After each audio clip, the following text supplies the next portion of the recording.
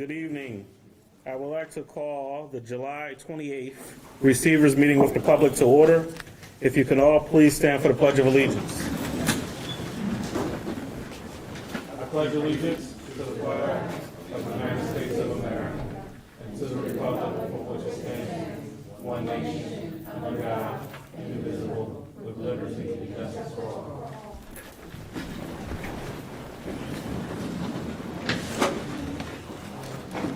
All right, we will start this evening off.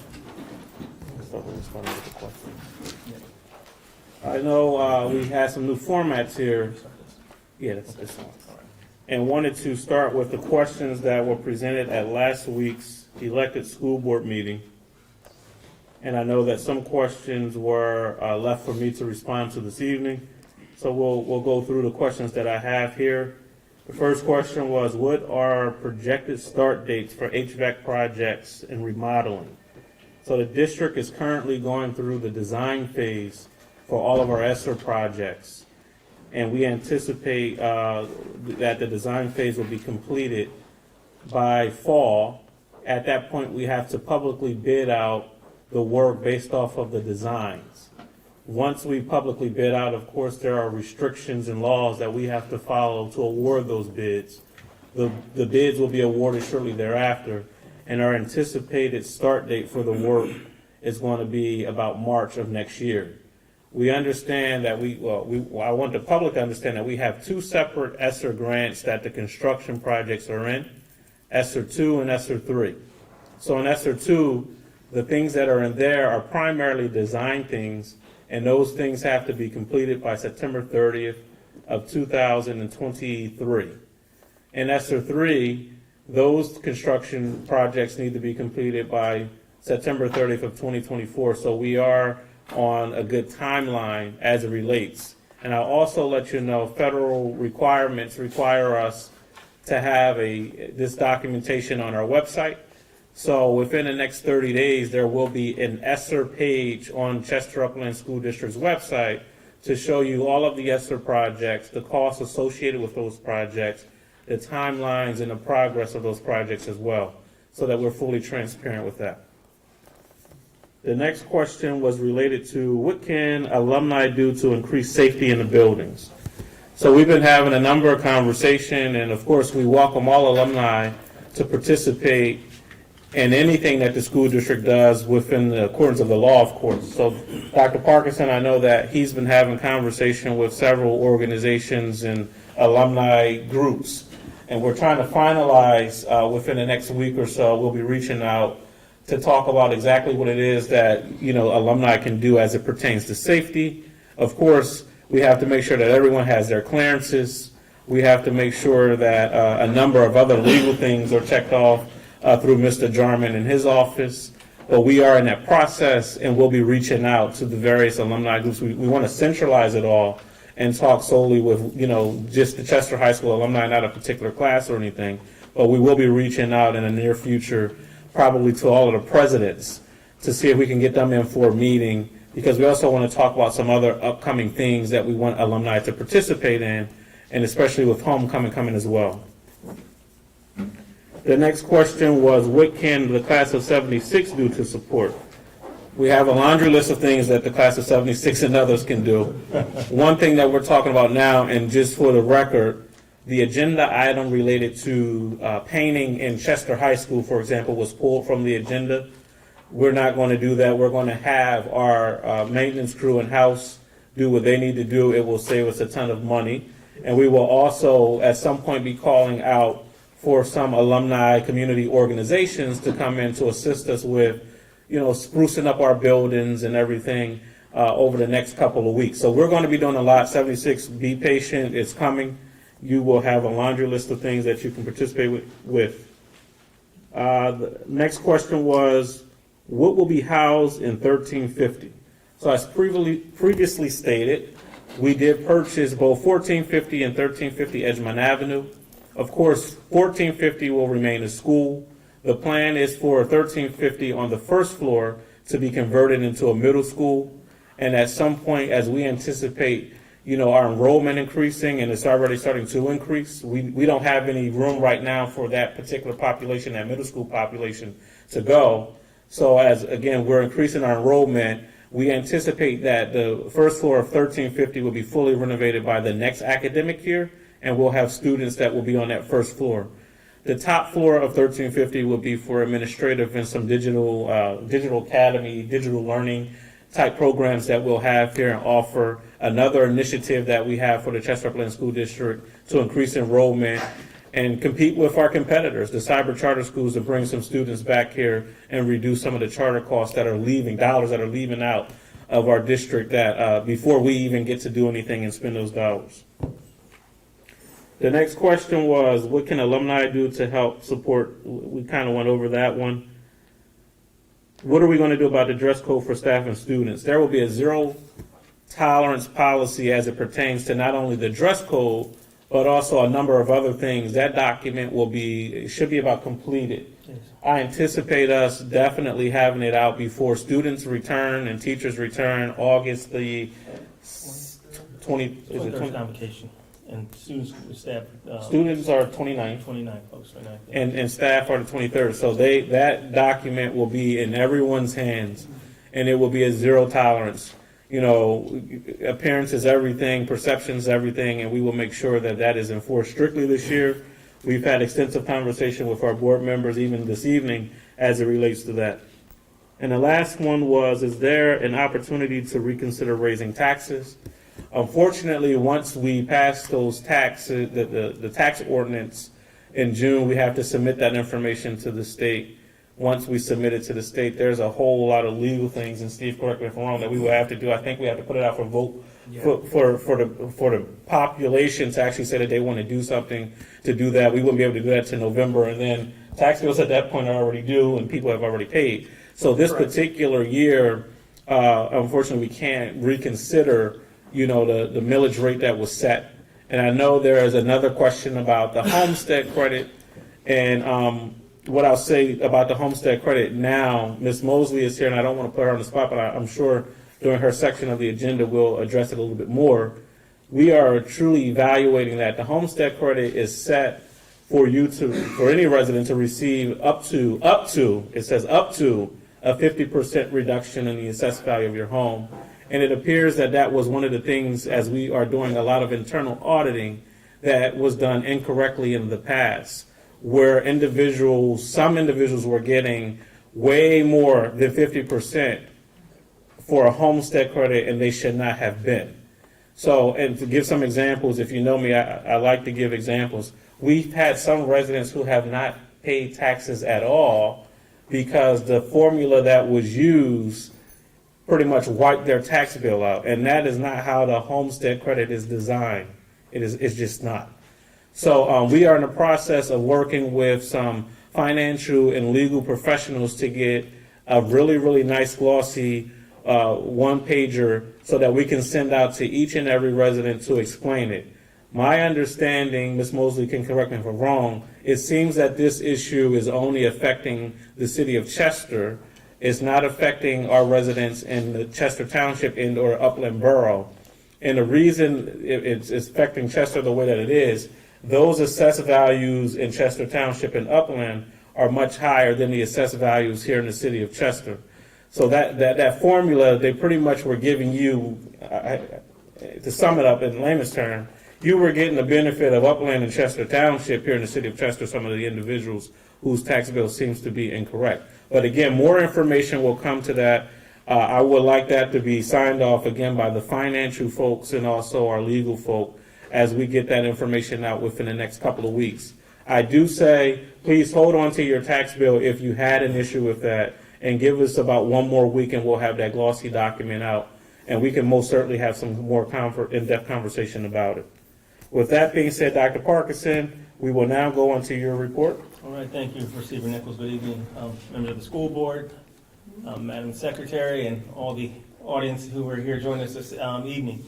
Before I can start, Receiver Nichols, just for signing, I know we're getting close to time. Oh, I apologize. Sign-in sheet. Thank you, Dr. Sutton. He just wanted to make sure that everyone was aware. Okay. And everyone, you know, we talked about this for quite some time about, thank you, Dr. Sutton. The new policy was for individuals to come in advance, sign in with their name and address, and then we will go off of the signing sheet as we all, you know, open the floor for public comment as it related to action items only initially, and then toward the end of the agenda, there will be general public comment for 3 minutes. Once individuals make their public comments, well, certainly within 3 business days, those answers will be posted to the district's website. You also can most certainly talk and discuss any question, comment, or concern you have with any cabinet member, myself, the superintendent of schools, immediately following the meeting. But during the public comment section, it will be us listening to your public comment, documenting it, and then having that response posted to the website within 3 business days. All right, thank you, Receiver Nichols. All right, so our report will be somewhat brief this evening. We're gearing up and getting ready for the start of the school year. The custodial team, the maintenance team has been doing an amazing job of going around the building, shining it up, cleaning it up for us. As Receiver Nichols reported, we are going to do our painting internally as opposed to a contractor. We have some of the best individuals in the business in-house who's going to make this happen for us. So we're excited about the start of the school year. But we're really sprucing all the buildings up for our students as we anticipate their return to school. The week of August the 15th, we will have our new teacher orientation, or actually new staff orientation, and then we'll have an induction program for our teachers that kicks off the week of the 15th. August 23rd is our convocation, which we have some exciting things planned for our staff. Once again, we'll celebrate the arrival of our staff on August 23rd at convocation, and then we have professional development throughout the week, gearing up for the students on August 29th. I tell you, it seems like we just ended yesterday, but August 9th is right around the corner. So that is our first day of school. Again, we're bringing back the bell ringing ceremony for the students. We're looking to have the entire community come out to receive the students, line the streets, and cheer the students the first day. Cheer them on as they enter the first day. We really want to make sure that our students understand the importance of being in school each and every single day. So we're going to ask the community to come out and support us as we support our students in arriving the first day to school. We might need to do this every day to keep encouraging them. I want to speak to something Receiver Nichols brought up, which is a uniform policy. This year, uniforms will be strictly enforced. Last year, one of the challenges were with the pandemic. When we went to order uniforms, we understand they were on back order. So you were talking about uniforms not coming in until October, November. All of us who have had teenage children, at that point in October, November, it was at a point where they were there where they were at. We were looking to enforce it, and we were able to enforce it, but not everyone had a uniform. So one of the things that we have this year is we actually have ordered the uniforms well in advance. So when the students arrive, actually it's the week before school starts, students will be invited to report to their school to pick up their uniform. That we'll actually be selling some of the uniforms at the school. And it's going to be different, obviously, for the age group. The primary grade level students will wear the traditional uniforms in which they've worn, the collared polo shirts, khaki pants, navy blue pants, or black pants. And all this information has been shared by the building principals to the parents and the students, but I just wanted the community and the stakeholders to know what we were doing moving forward. The middle school students will have a uniform policy very similar to the elementary students, the primary grade level students. The only difference is they'll have a choice of a sweatshirt that they can wear or a t-shirt they can wear on Fridays, a little more relaxed day.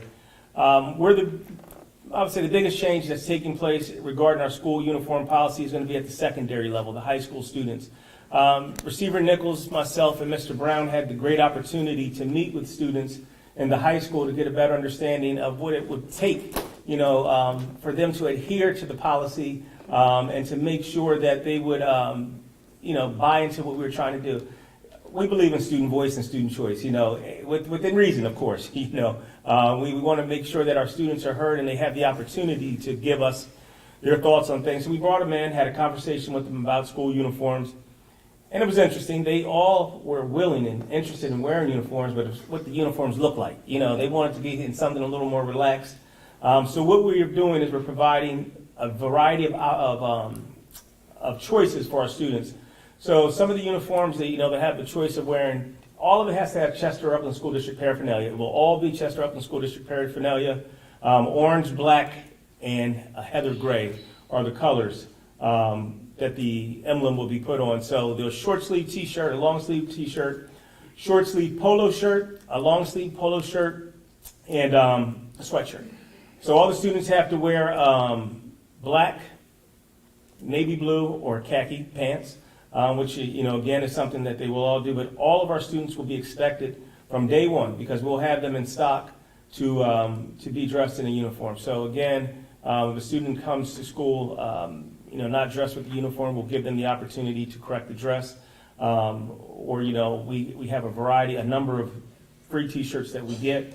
They'll have to wear, one of the shirts that we provide to them. But students will be in uniforms each day that they come to school. As Receiver Nichols has stated in our welcome back letter, our teachers, our staff will be made aware of the big people uniform, the big people dress code. So we're going to make sure that everyone comes to school, comes to work each day looking like a professional. After the pandemic, it seems like some of us had gotten away from that, but we need to make sure that returns, and we want our teachers and our staff to set a great example for our students. So there will be a zero tolerance for that as well. So we'll make sure that that's enforced, and everyone will be made aware of this well in advance of the expectations of the uniform. So more to come with that, and again, that's been shared with the students and staff. I want to give Dr. Foreman a big thank you, who facilitated our comprehensive plan. I did see her in the audience today. This was on my agenda, but she actually facilitated the comprehensive plan, which was she did an amazing job. The feedback that I had received from all who participated was great. Many of the stakeholders, actually it was all stakeholders who participated in this. It was parents, community members, community leaders, school staff, the staff of the district. And the purpose of the comprehensive plan, it's a 3-year plan.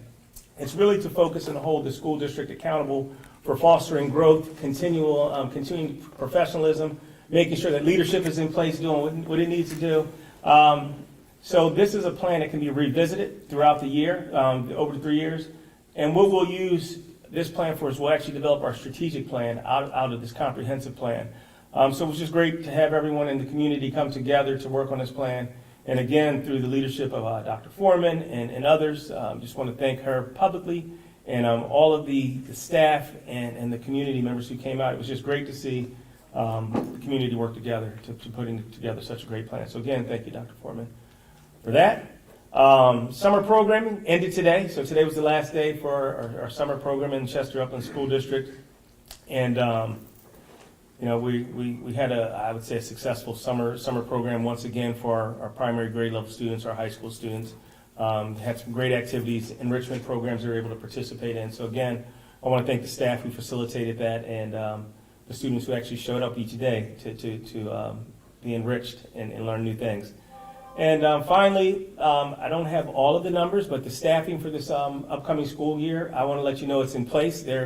I think sometimes people will make up their own truths, and I always like to be able to set the record straight. The HR department has done an amazing job with making sure that our schools are fully staffed upon the arrival of our students. As every school district in the Commonwealth and across the nation, everyone is struggling with the teacher shortage. Chester is not unique in that area, but I can tell you that the HR department has done an amazing job with recruiting teachers to come on board. And I would say that, at the start of school year, to the great work and support of Dr. Pless and her team, we will have the teachers and staff in place to provide our students what they deserve, which is a great education and great learning opportunities. So I want to thank you again, Dr. Pless, for that. And that concludes the superintendent's report. All right. Thank you, Dr. Parkinson. It's July, so I don't anticipate that we have a student rep tonight. They should be enjoying their summer session. Any presentations this evening? No presentations. We will now move to the public comment section for action items only. If you have a public comment on any action items only, I'm sorry. Yeah, I should approve the minutes first. Right. At this time, I approve the minutes of the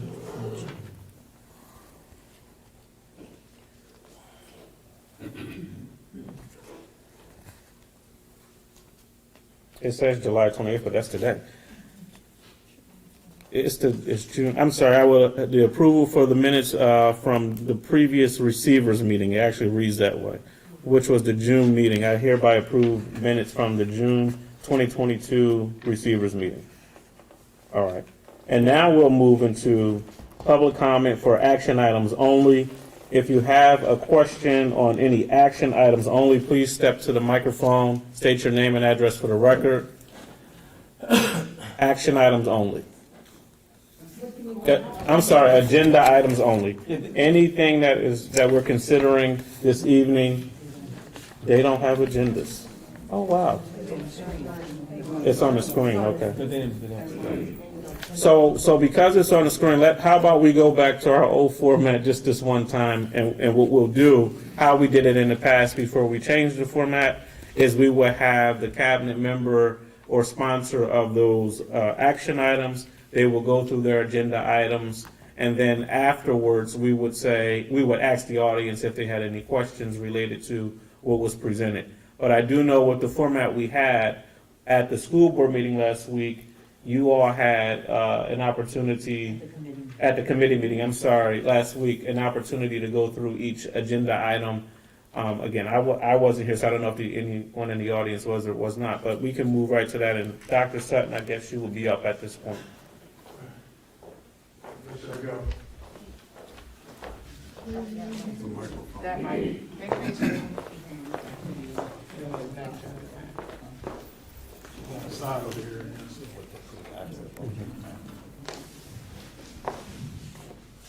All right, Receiver Nichols, we have 5 action items that we're seeking approval for. A1, approval for the changes or updates to the CUSD 22-23 calendar. A2, approval for the memorandum of understanding between Chester Upland School District and the Bureau of Career and Technical Education. This is for our CTE program with professional development. This is a free item. A3, approval to purchase First Tech Challenge license. This is for our robotics program at STEM. A4, approval for the final CSI school improvement plans. These plans were presented in June. And then A5, approval for CUSD staff to work this summer for professional planning. So those are the items that we're seeking approval for. Thank you, Dr. Sutton. At this time, if there are any questions on action items A1 through A5, please step to the podium, state your name and address for the record.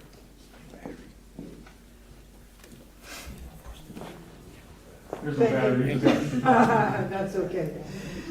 Thank you so very much. For item A4. Yeah, your name and address. Oh, yes, thank you. My name is Jean Arnold. I always forget this. I don't know. I'm sorry. My name is Jean Arnold, and I'm at 2601 McCary Street. Okay. Thank you, Ms. Arnold. For item A4, could you give us a little bit more details on, well, I don't really want details. What I'm really asking for is a public publishing of those plans, maybe so that the community can see what they are about. I can remember being part of the committees that wrote them, and so I'm thinking in effort to have more transparency, I'm asking if we could post those items in A4. They are posted, so they had to be posted for 28 days. So they're on the main website and they're on each school's website. Okay, so this is somewhat on the agenda and somewhat off the agenda. I, for one, am finding it a learning curve still to find items on our webpage. I went through some of that today trying to find the agenda for tonight. So I'm asking if we can do some more work to make those items easier for the public to find. Ms. Arnold, the website makes me dizzy. We've been talking about this for years. Folks know that. The board, Dr. Parkinson and I literally met in executive session tonight, and that is a project that Ms. Taylor, as the liaison for technology in the district, we're starting to work on like tomorrow. So hopefully a new website will be up and running very, very soon because we agree with you. We want it to be as user-friendly as possible. And I had a comment about A5, and it was a thank you that we are going to use our own persons for professional development. I thought that was a brilliant move, and I just want to say thank you for that. That's all I have for items in section section A. Perfect. Thank you, Ms. Thank you, Ms. Arndt. Arndt. Are there any more questions for action items A1 through A5? Hearing none, hereby approve action items A1 through A5. Dr. Plus, personnel agenda.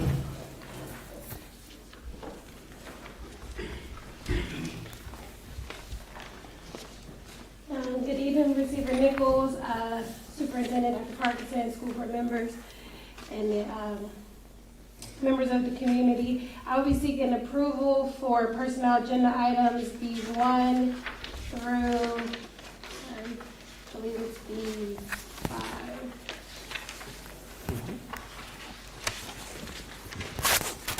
Yes, through B5. So B1 is approval of appointments, reassignments, leave of absences, resignations, payment for extracurricular activities, payment for social emotional learning, summer training for SEL coaches, and summer work. B2 is for the approval for the Department of Human Resources to eliminate positions. So this is just a correction to the, Who's controlling the board? They're going a little too fast. oh, I'm sorry. She's gonna do two. Oh, okay.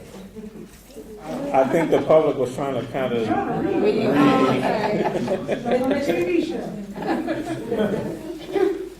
I'll go. I want something at the top. You want me to read them separately? Easier? well, that You would should be a reading lot the of first reading. sentence, yeah. Okay. Read the first sentence. That's a lot of reading, Yes. but slowly. Sorry. So B2 is approval for the Department of Human Resources to eliminate positions.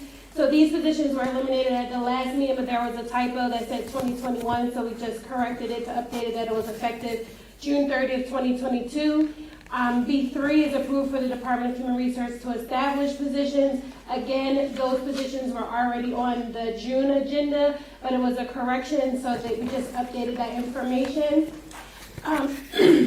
B4 is approval for Mirrors in Education membership for the Chesapeake School District. Just a little bit of information about Mirrors in Education. Mirrors in Education is a nonprofit group that is aimed towards addressing the gaps in educators of color throughout the Commonwealth of Pennsylvania.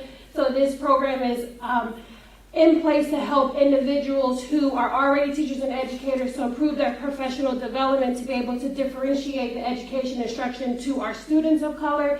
Also, as a membership for the district, we are able to provide opportunities for our staff members who do not already have bachelor's degrees to attend Central State University, which is an HBCU, for free. This benefit can also be extended to their family members, so the benefit is more of an employee assistance program, but it is for educational purposes as well as professional development. So where an individual employee would have to pay the membership fee standalone, the $2,000 will cover for any individuals within the Chesapeake School District to obtain these benefits.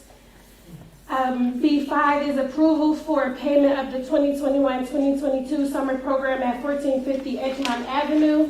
So this was a agreement with the district and Widener University that is covered through the Widener entity, so it is not going to cost the district any money. However, because the district obtained the school as of July 1st, their program started after July the 1st. So again, this is just an agreement for us that will be paid through the entity. And that is also. Thank you. Thank you, Dr. Plus. At this time, if there are any public comment on action items B1 through B5, please step to the podium, state your name and address for the record. I'm Jean Earl, 2601. Dr. Pless, I heard you talk a little bit about B5, and it is so new to me. It looks to me like we have paid $93,000 to the Widener Charter School for some programming over the summer. And I'm not accustomed to seeing us making payments to Widener. I don't know the timeline for what we have done so far with the purchase of 1450. So if you could just fill us in a little bit about when we actually purchased it. I mean, have we gone to closing or what have you? And once we did that, what then were our responsibilities, starting with that property and the staff and the students and what have you for the summer? And a little bit about going into September, if you could. Because we're So all I in can't the give you dark. all those I details. Well, I'll jump But, in, Dr. okay, Plesser, you all can right. jump in when you see fit. Ms. Arnold, we closed on June 28th, took over the actual school, on July 1. So what you see on the agenda tonight is a summer program that was already established through the Widener Partnership Charter School. A part of the sale, any proceeds that the entity had left over came to the district. So Dr. Pless was right with saying it doesn't come out of any district dollars, this $93,000. It comes out, it was about $2.5 million that came with the property. So we're paying, well, the entity is paying that $93,000 plus additional bills that the charter school incurred through June 30 of 2022. Any excess funds at that point, once we rectify all of the outstanding obligations that the charter school has, will come to the district for us to use for any general operating purposes that we have or see fit. We anticipate about $1 million being left over for us to use for general operating purposes. We know $1 million, at least $1 million. The school itself, we're in the process of, some students there's a contest going on because we can't, of course, keep the name Widener Partnership Charter School, so some students, we have them kind of throwing some names in the hat. I think we have one that everyone will like, but we don't want to disclose it yet because the contest isn't over yet, so we want to, let that go out. But we, effective July 1, we're now the operators of the charter school. The staff will be coming on as district employees August 16th, as actual district employees. And again, the subsidy that we pay them as a charter school of about $5.1 million annually now stays with us. And we will use that subsidy to cover the cost to operate Widener Partnership Charter School. I ask that because it's important for the public to know how that cash flow is going to change. And so however we can publish that good news for us, I think it would be really, really helpful. And the only other thing I want to say about that, which is off the record a little bit, is that I think they do not have a union, and we do for our district.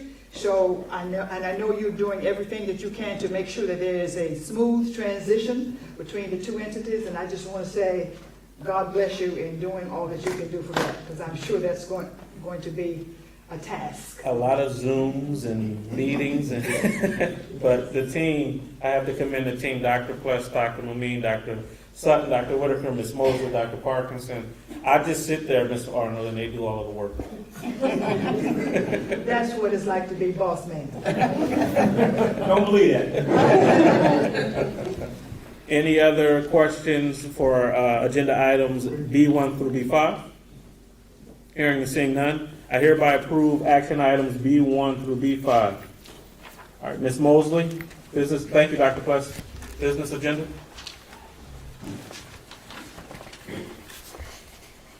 Good evening. I was about to say my address. Good evening, Receiver Nichols. I am seeking approval for business agenda items C1 through C10. C1 is the approval of the treasurer's report and budget report. C2 is approval of the general fund budget for approval of the list of payments. C3 is the approval of payrolls in the month of June. Yes. C4 is approval of the contract with T3 Media Expansion Group. C5 is approval of Webco to complete additional repairs to 1350. C6 is approval for Webco Construction to repaint and refresh 1450 Avenue. C7 is approval to contract with Robert Half. C8 is approval to purchase curriculum for Drexel Newman Academy. C9 is approval of settlement authorization for a tax assessment appeal. And C10 is approval of the van donation from Bethany Baptist Church. Thank you, Ms. Mosley. At this time, if anyone has public comment on action items C1 through C10, Ms. Arnold?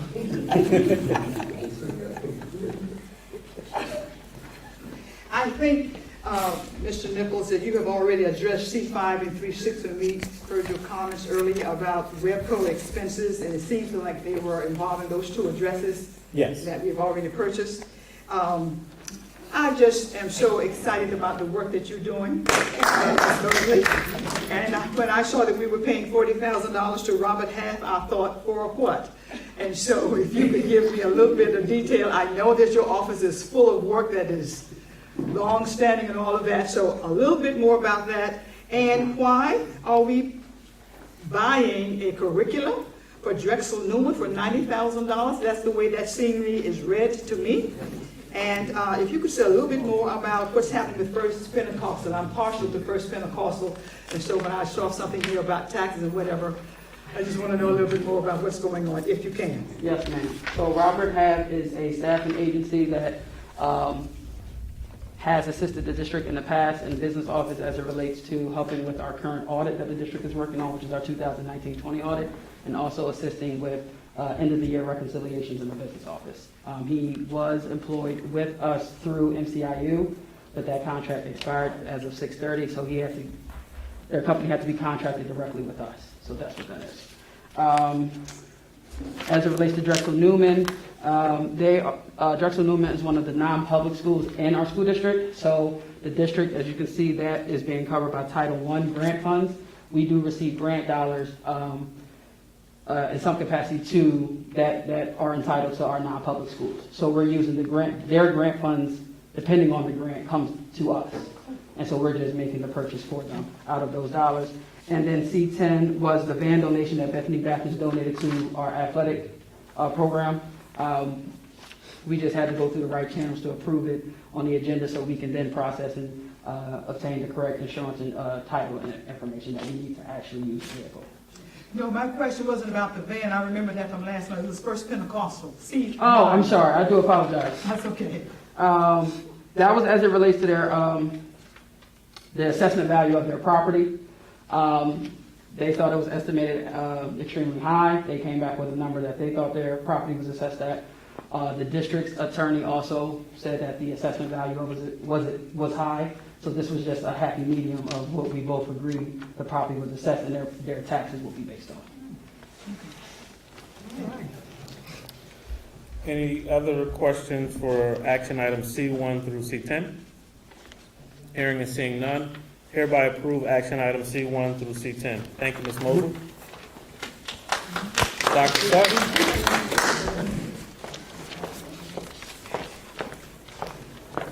Good evening again.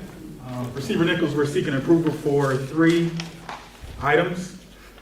D1, approval for Hvac to provide instructional programming. This is for our digital thinking design academy, which is our virtual academy. We do have the goal of bringing more students back using that academy. We have roughly around 250 students, it would take 100, enrolled in that program. So many students go in and out of that program, but we're hoping to get some consistency around that program moving forward. D2, approval for purchase of supplemental curriculum, Elevate Science. This is a correction to a previous action that was taken, I believe, in May.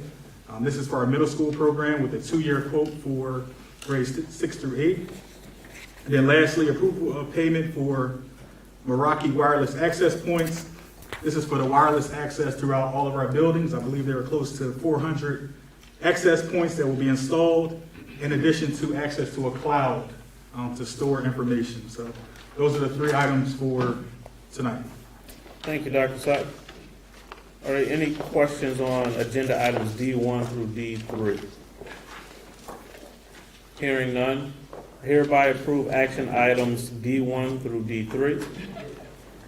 At this time, we will have public comment, general public comment based off of the sign-in sheet. Each individual, when your name is called, please step to the podium. You have 3 minutes to make public comment. Mr. Jarman is our timekeeper, and he will strictly enforce the 3-minute rule.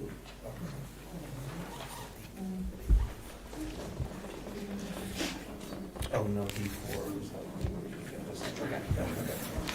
I had to learn that too. So our first resident is Mr. Julian Colbert.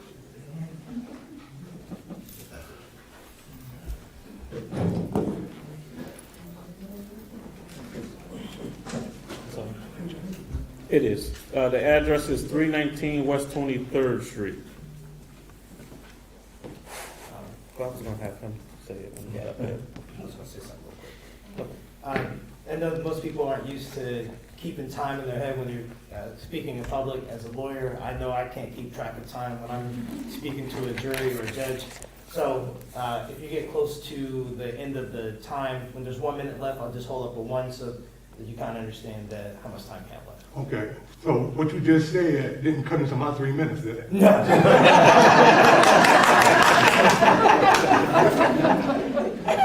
You don't know if you're on that. Good question. Good evening, everyone. My name is Julian Colbert, residing at 319 West 23rd Street, Chester, Pennsylvania, 19013. I don't have as many questions as I initially had because a lot of them were answered already, so I thank you for that. Even though the questions I have left might seem a little harsh, but they're important. I heard the receiver and Dr. Parkinson put emphasis on the dress code for the students. Now, we do have some teachers and administrators think because they might be built similar to the students or look younger than some of the students that they could wear clothing that might be as short and as tight as the students. So can you put more emphasis when you have a chance on the dress code for the teachers and administrators? The reason why I ask that is with teaching and instruction, sometimes you miss a few people. So what do you catch them at? You catch them with an environment. Now, kind of like top level receiver Nichols, use an example. Most of the people that reside in Chester see some young people riding around with the seat laid all the way back, tinted windows, tags might be expired, and you might see marijuana smoke come out the window. Those same folks, whether it be young or old, will know they're entering Eddystone, Upland, Brookhaven, or Parkside. They'll put the seat up, put the weed out, make sure they have a driver's license, put their seatbelt on. And the reason why I emphasize that is that no more instruction or information has been given to that individual. It's just that the environment dictates that you got to do what you're supposed to be doing in this area. So I'm just asking, is there something in place where the school board will institute some type of environmental change where the student recognizes that in the schools in the district? Yes, sir. Oh, 1 minute, okay. and I'll water with my final question, which is the most hardest. With the improprieties and inconsistencies that Ms. Mosley brought out at the superintendent's meeting, are there still persons that are still employed or on any board that was a part of those fundings that was misappropriated, misused, mispaid, or whatever? And if they are, why? That's all I have. Thank you. I want to say something. I guess I can. Well, Mr. Colbert, the only thing I will say is that it's a fresh new team here. Has been since July 16th of 2021. All right, now we'll have Mr. Cunningham, 128 Wood Stream Road. Where is that? That's in Booth Wynn. No, it ain't. Oh, I can't speak? 712 Jeffrey Street. I just put down the wrong address.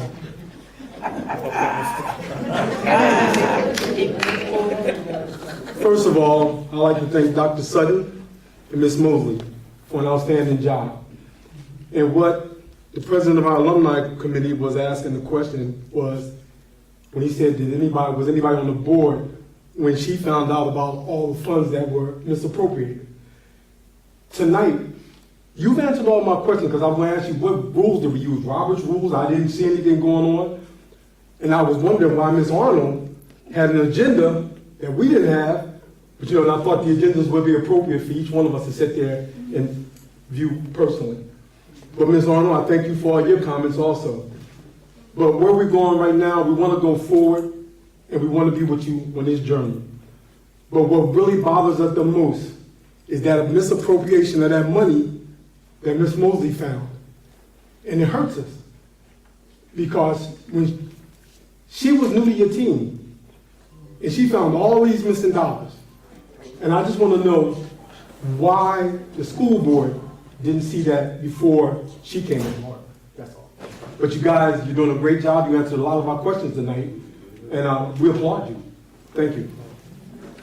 And again, I'm going to bend my own rules and just say, Mr. Cunningham, I wasn't here. The school board, when I came in and I reported a lot of things to them, I didn't think they were faking it, but they seemed to be awfully shocked.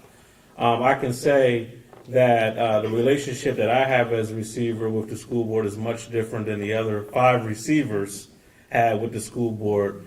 And I will tell you that, and this is, I don't care. The receivers told me, you don't have to talk to the school board. That's what I was told by not 1 but 2 receivers. Oh no, you have the authority to do what you do. You only need them to raise taxes. That's what they said. So I say that to say I believe that each one of these members were left in the dark.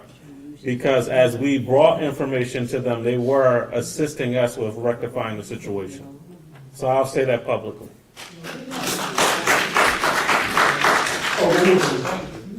Do you have a community newsletter to send out to the community about what's going on in the district? Not yet, but we are working on that. We are working on that. It will be an e-newsletter, and we're looking at another little document too. We may even have an app soon. So This was actually approved tonight. You just approved it. see, I just approved it. Yeah. All right. Next, we have Ms. Susan Bentley, 1507 Ridley Avenue. Yes, good evening, everyone. Good evening. I'm a long That's in resident Sun Hill. in Sun Hill. I have questions about the Homestead Act, which we're talking about briefly in the beginning. A lot of us were very surprised to see the raise for our senior citizens when, mine almost doubled. And I put money aside every year to make up, to pay for that. When I got that bill, I was like, are you kidding me? Almost double. Why weren't people informed about what was going on? Why wasn't a letter or something sent out so people knew what was going to happen, so that they're not shocked as to what's going on? I mean, I don't know if I'm the only person here that's upset about it, but, where am I going to get the extra money to pay for it? You just didn't inform anybody about what was going on. I don't know what would you expect people to do? And what was the percentage rate, the difference that you've made? Meaning, we Like, didn't how did you- raise. So going back to Mr. Cunningham's thing, and I don't want to point the finger, and I already broke the rules, so I'll continue to do it tonight. Things were being done improper here in the Chester Upland Right, School you District. had said that, I said yes. that, right? So whoever did it in the past, there have been so many hands in the cookie jar that people, for the most part, just was pushing things through. The calculation that they were using in prior years was incorrect. Okay, so what's the calculation now? Ms. Mosley, could you explain it? So, Homestead is a reduction in your assessment value. Basically, you pay taxes on the assessed value of your property, and Homestead gives you a reduction in what we're charging you to pay taxes. The Is issue, that federal money? yes, but state law, you're only entitled to a max of a 50% reduction. And that reduction is based off the median assessment value of our school district. So just to give everyone a little bit of clarity, the median assessed value in Chester Upland School District is $55,470. That's the what the state says the median assessed for all of our real estate or properties, home properties. The max you're allowed to receive is half of that, which is a reduction of about 27,000 total. So whatever your property is assessed, just to make it a little easy, if your property is assessed at 100,000, the max that we would reduce it is about 27,000. You would pay taxes on the difference. The reason why I actually had several residents call and said they did not pay taxes, because last year residents received a reduction of 45,000. So if your property was assessed at 40,000 and the district gave you a reduction of 45,000, you did not pay school taxes. The exclusion rate that's in the district's budget and set by the state is $12,313. So meaning that's the only amount that should have been excluded from your school tax bills, not the 45,000. So it wasn't that Homestead was eliminated or that your credit was removed. You were charged the proper exclusion assessment value. Last year, it was not the case. So why weren't people informed about this?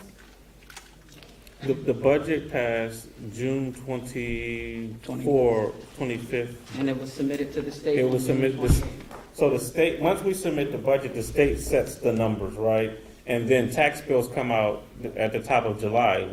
They won't do the tax bills until we approve the budget. Not saying that we didn't know, but I think, I don't know if we knew that last year's bills were incorrect.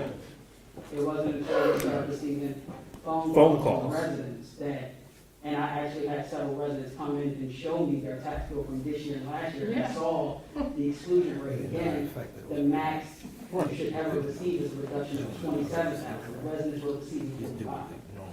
So you were receiving more of a discount than you were entitled to. So the correction was made, and you're paying taxes based off the assessment value that's left after you receive the exclusion. Is a letter going to go out to A letter is, residents? as I stated earlier, what we wanted to do, well, what I wanted to do is to assure it, I want to get the legal team to sign off on the letter and the financial folks to sign off on the letter. Because not that we don't have credibility, but we are rebuilding trust here in Chester Upland School District. And I think that would make more sense if the legal folk and the accountants say, this is correct, and here are the measures that we can take, and what other remedies can we put in place? Because I'm with you, all of us budget accordingly based off of what we think our taxes are going to be. We're thinking about, do we have some sort of extension on discount periods and stuff like, so we're trying to get all that together to do a mailer to all residents. Like, It's going to go up every year? No. What we did was we corrected a wrong. Okay, that part I understand. Right, so it wouldn't go up every year. Okay,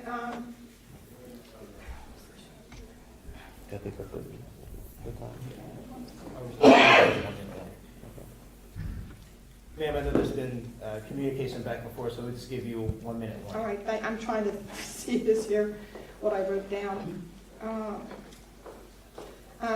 About the dress code for the students, okay, that these were mentioning.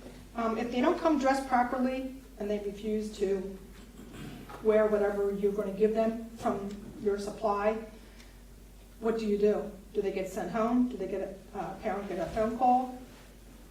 What happens?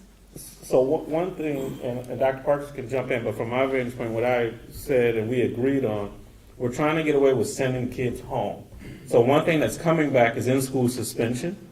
Okay. So that may be an avenue for them to do if they won't comply. Because of course, Dr. Sutton always says it, when kids aren't here, that's learning loss. And we want kids to be able to learn. So that is one thing that we're going to do.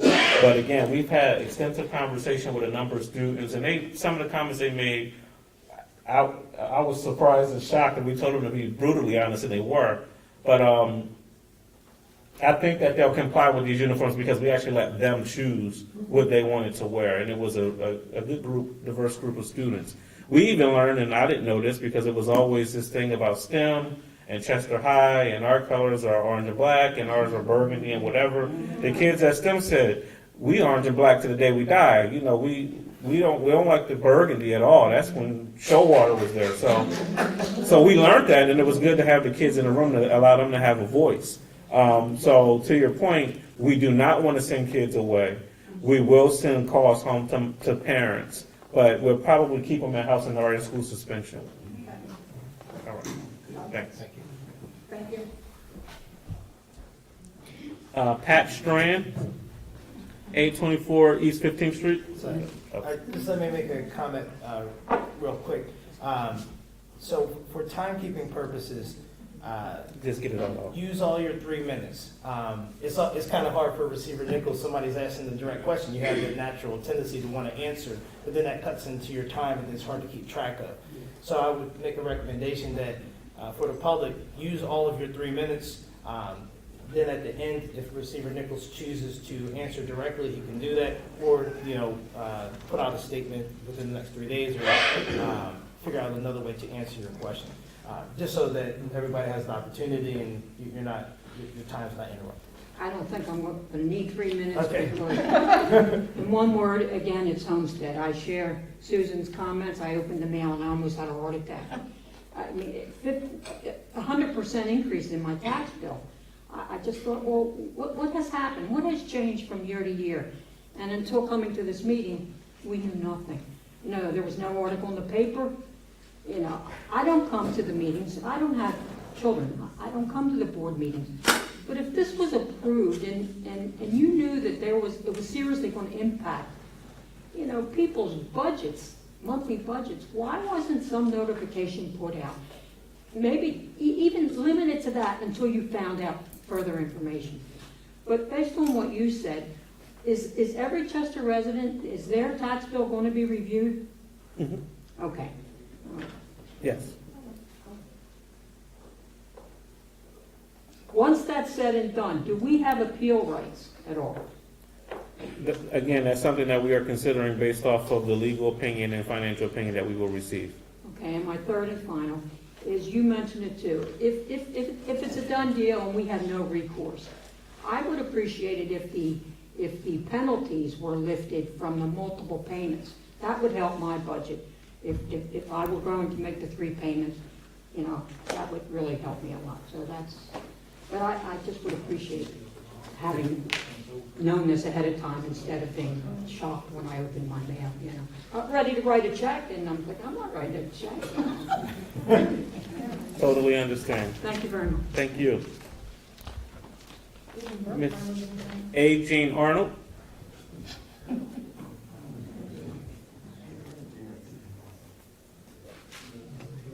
I have 2 comments, no question, maybe. One of them is, thank you for taking that fence down around Chester High. It was a long time coming. You've taken the fence down. It looks much better. They've cut the grass, so thank you, thank you. I complained about the fence being there, and I want to say thank you for taking the fence down. Wonderful. And my other comment is, organizational chart, please. Yes. We are moving people about in the district. People are leaving, we are hiring people, and I can't imagine that we're doing all of this work without an organizational chart guiding us. Please, I'm going to say one more time, publish an organizational chart for the administration level and at the 5 buildings that we have, and at some point it will include the Widener Charter. But what you all don't know is I've been asking for an organizational chart for years, not exaggerating. It's become a joke in the Chester Oakland School District about Gene Arnold and the organizational chart. I don't understand how you run an organization without a chart to guide you, but we do. So, Thank you, Ms. Arnold.